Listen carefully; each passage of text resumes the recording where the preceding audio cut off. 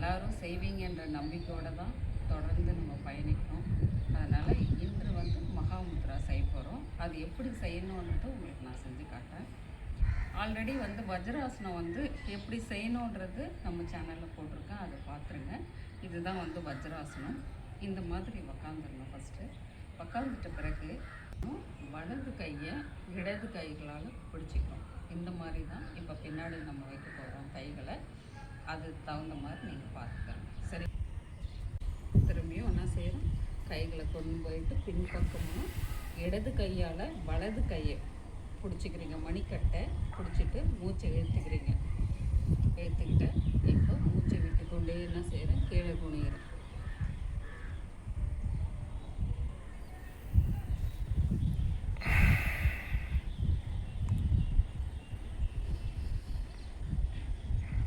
மூச்சை இழுத்துக்கொண்டே நிமிர்ந்துட்டேன்.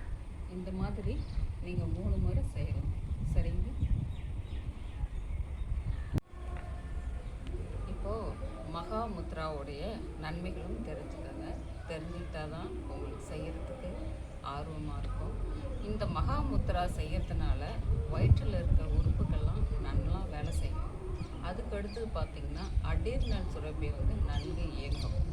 செகண்ட் பெண்களுக்கு ஒரு குறிப்பிட்ட வயசுக்கு மேலே கர்ப்பப்பை பிரச்சனை வரும், கர்ப்பப்பை இறக்கம் வரும். அது வராமல் தடுக்கப்படும். ரொம்ப ரொம்ப முக்கியமான ஒரு பிரச்சனை பெண்களுக்கு. அதனால் இந்த ஆசனம் கண்டிப்பாக நம்ம செய்யணும். அதுக்கடுத்து பார்த்தோம்னா உணவு நல்லா ஜீரணம் ஆகும். வயிற்றில் இருக்க உறுப்புகள் அனைத்தும் நல்லா இயக்கமாகும்.